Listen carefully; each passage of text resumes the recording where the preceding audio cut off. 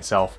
Just as a disclaimer, there's an analogy that I want to use for this video that I only want to use as creative advice, and I'm not trying to tell you how to live your life in any way, so just keep that in mind. This video was inspired by a question that I got from one of you, someone by the name of Jared. He wrote asking for comic advice, but it falls under the visual storytelling and regular storytelling and world building umbrella. Now essentially, Jared talks about writing a comic towards an end that he has in mind, but he keeps adding more and more detail and more lore to the universe that he's creating. And it feels like he'll never be done because it's getting bigger and bigger. He says that it's starting to rival the Fallout games in lore and complexity, which I've heard there's quite a bit of lore in those. So he says that he also keeps adding more and more ideas as he talks to people about his story and puts new twists on things. So his question is, when is too much? Is he doing the right thing? Or is this amount of world building overkill? Now you may find yourself in a similar situation to Jared, and it's definitely a simultaneously exciting and frustrating place to be. And while I don't know enough specifics in anyone's situation to give a definitive answer, I have a counter question that I think can help. Are you in love with your story, or is it puppy love? Now think for a moment about a young teenage girl, perhaps you are her or were her, who loves boys, plural. Now she has crushes, she has all of these new exciting feelings of being in love. Sometimes we call someone like that boy crazy, right? Now are those feelings legitimate? Well, sure. But are they more often than not temporary? Absolutely. It's infatuation, an exciting, idealized version of something. But at the same time, this dear young lady most likely isn't ready for the commitment to grow fat and old with someone through good times and bad with one person. And most likely, they also lack the maturity. So what does this have to do with storytelling? Well, the analogy kind of breaks down at a certain level, as all analogies do, but it's very easy to have a sort of puppy love relationship with stories and ideas. Oftentimes, the initial inception of the idea is the most exciting part. They're all hitchhiking to the destination that you're already headed to, and so we pick them up. We pack it in, we find new things, and new ways to say, wouldn't it be cool if? Now the issue is that that stuff is the really easy part. As difficult as coming up with ideas can sometimes be, it's really the execution that takes a lot longer. It's the harder part. What does it take to accomplish and execute your ideas? Well, it's commitment. There's also a secondary aspect of this that can be a problem. If you don't have a lot of experience, for instance, creating comics, which has several disciplines rolled into one, you have drawing, visual storytelling, writing, sequential art, and you start adding on to your workload in this capacity, it's kind of like building a bridge that isn't structurally sound. The further you extend yourself out, the more likely it will be to collapse. And if you're relatively new to these disciplines and you take years to build up to this gigantic project, for instance, Jared references a game series that's made by teams of hundreds of people. In any case, it's more than just one person's work. It's going to be impossible for you to make it pay off or execute on it. And that can be discouraging. Now that may mean that you become stuck in the idea phase because the next step becomes more and more daunting. So you stick to what works, that new little dose of excitement that comes from adding something new. So I've absolutely been here myself before, and there's a few things that can help.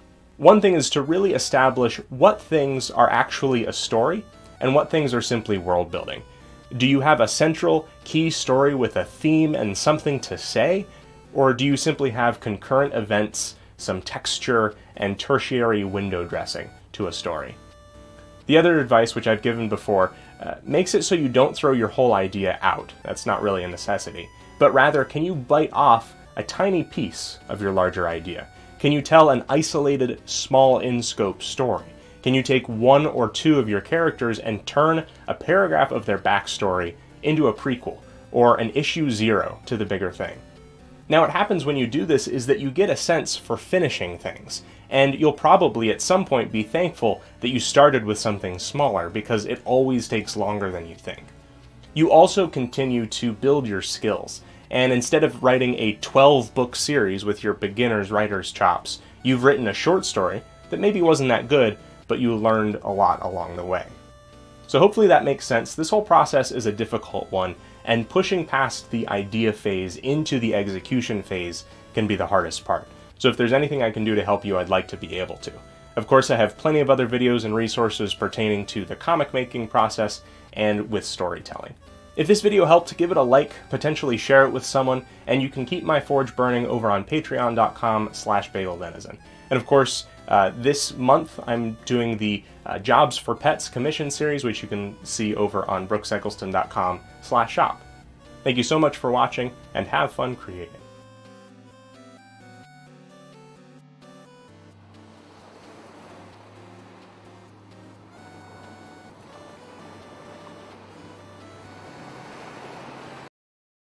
Undertale was pretty weird, wasn't it? Who'd have thought that a scrappy indie game developed by a relative unknown would become such a massive hit that's still kicking around in the public discourse coming up on 4 years on. Now with the release of Deltarune, Undertale's sequel, follow-up, sidequel, alternate universe meta fanfic thing officially in production, and with a shiny new demo out to similar rave reviews, it's got me thinking about, well, what Undertale was actually about. That seems like a straightforward question, but for the life of me, I couldn't actually figure out a satisfying answer. The internet was no help either. You'll need to wade through an obscene amount of Steven Universe song parodies that are somehow more popular than the originals, a bunch of webcomics, and of course, game theory. Only to discover that no one's really attempted a comprehensive reading before. Between you and me, I think Undertale itself is at least partially to blame here, because the game seems to deliberately avoid coming to any sort of thematic conclusion, all while throwing an endless stream of unrelated concepts and ideas at you. Is it about violence? Well, kind of. Maybe dealing with grief? Not quite, but there's definitely something there. The game's got to be about something, right? That's why it fell to me to desperately try and wrangle some sort of cohesive reading out of a game that actively resists any attempt to pin it down. Well, after many a sleepless night, I think I've managed to crack it. Oh, just a heads up by the way, pretty much everyone has played Undertale, so I'll be abridging quite a lot of the plot, so this video isn't like 90 minutes long.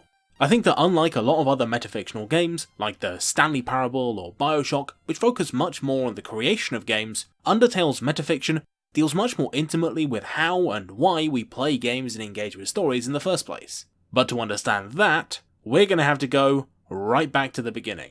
Buckle up.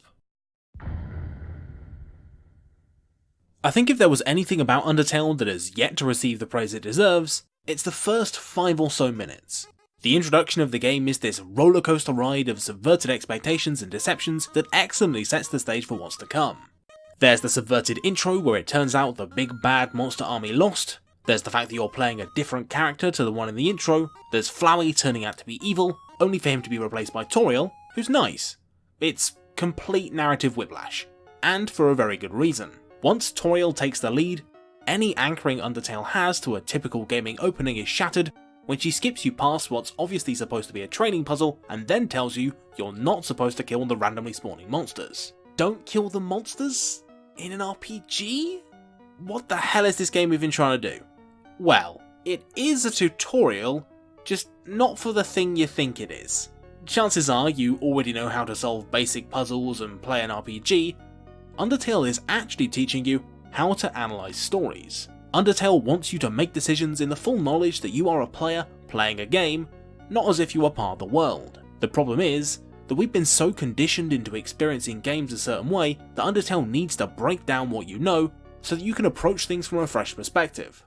Just before Toriel lets us off the leash to start the ruins proper, there's a scene where she tests your independence by having you walk across this room without her. This seems like pretty straightforward characterization of Toriel, and there's also a cute Easter egg where you can find her hiding behind this pillar, but it's actually a subtextual hint to the player that they'll need to rely on their own intuition in order to make it through, as demonstrated by the fact that you need to defy her in order to continue. Despite teaching you how combat works just minutes ago, Undertale doesn't let up. Each of the different monster types in the ruins all work slightly differently to how you'd expect them to. For example, Whimsun will automatically spare itself, and you're actually supposed to run into some of Vegetoid's bullets in spite of what you learn from Flowey. Undertale, rather than keeping its metafiction for a late game twist, never wants you to get fully immersed.